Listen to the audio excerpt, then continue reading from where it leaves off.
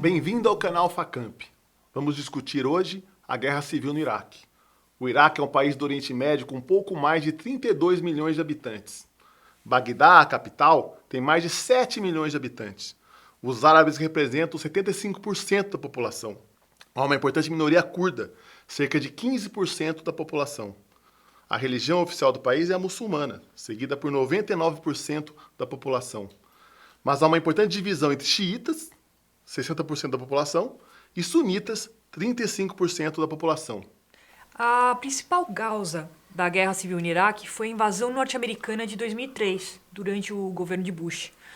A justificativa apresentada pelo governo dos Estados Unidos para a tomada do Iraque era de que o país estava desenvolvendo armas de destruição em massa e abrigando terroristas. O Iraque era então governado pelo ditador Saddam Hussein. Essa justificativa revelou-se falsa, pretexto para a apropriação do petróleo iraquiano, como é hoje admitido por generais americanos que comandavam as tropas invasoras.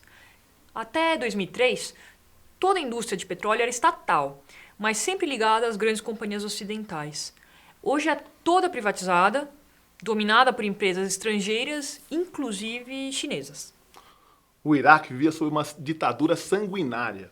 Os árabes sunitas não eram a maioria no Iraque, mas detinham o poder desde 1920. Saddam, um ditador, era um sunita.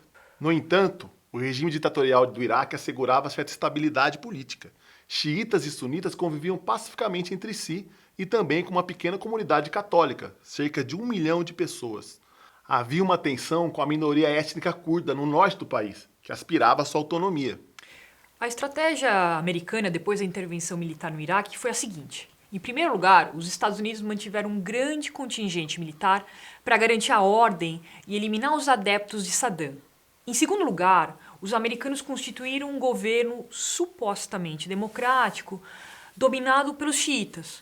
O governo xiita, orientado pelos americanos, destruiu as forças de segurança iraquianas e baniu os sunitas de todos os cargos públicos. A exclusão política e social dos sunitas rompeu com a frágil estabilidade política que, bem ou mal, era mantida pela ditadura de Saddam Hussein.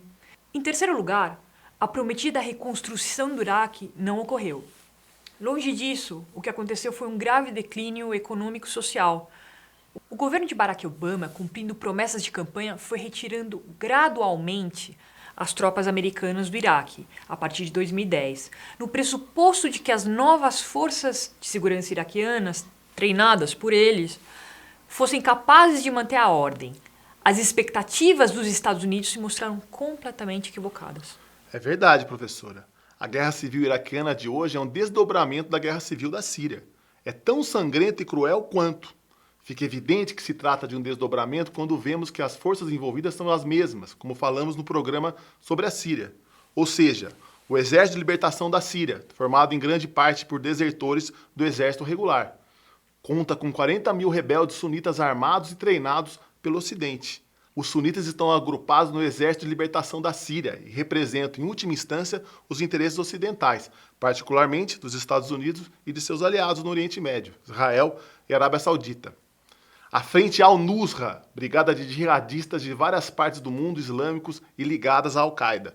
Esses dois grupos defendem o Estado teocrático radical e, portanto, anti-ocidental. O Conselho Nacional Sírio, composto por políticos laicos e opositores ao regime de Assad. O Conselho Nacional Sírio defende a ocidentalização do país.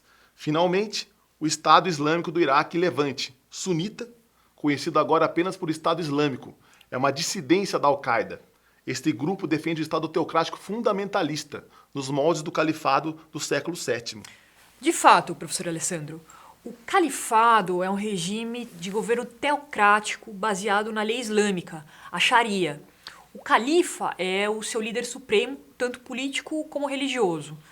Para se ter uma ideia de como é retrógrado, nem no Irã dos ayatolás, o Alcorão e as tradições da Sunna são seguidos à risca. tal como foi escrito no século VII.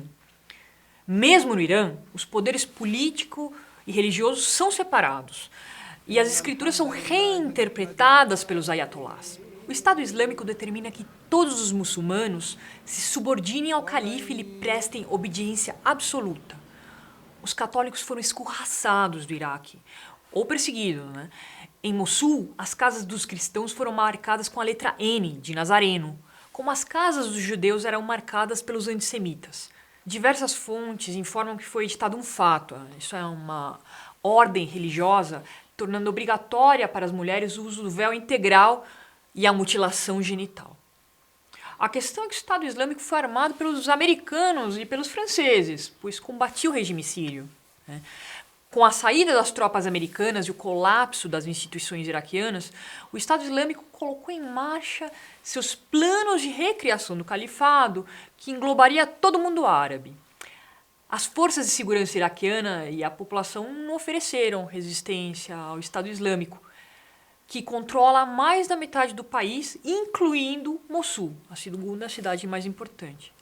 A situação assumiu tal gravidade que a tomada de Bagdá pode ocorrer, pois os combates se dão muito perto da capital. Diante disso, os americanos recorreram até o Irã, xiita, para ajudar a conter o avanço do Estado Islâmico. Com o colapso do Estado iraquiano, os curdos proclamaram sua independência do Iraque, abrindo uma nova frente de conflito. E não podemos esquecer que há mais de 4 bilhões de barris de petróleo no Kurdistão. Trata-se, de fato, de uma explosão de conflito generalizado, político, étnico e religioso e que envolve uma ampla região do Oriente Médio. Vista de uma perspectiva histórica, a Guerra Civil do Iraque revela sua verdadeira natureza, o resultado da intervenção das potências estrangeiras no Oriente Médio. Depois da Primeira Guerra Mundial, com a liquidação do Império Otomano, as potências ocidentais, sobretudo a França e a Inglaterra, traçaram fronteiras artificiais e inventaram o Iraque. Essas fronteiras artificiais foram mantidas na Síria e no Iraque por regimes laicos que hoje estão sendo ameaçados por esses conflitos. Voltaremos a debater a grave situação do Oriente Médio em outros vídeos do canal Facamp.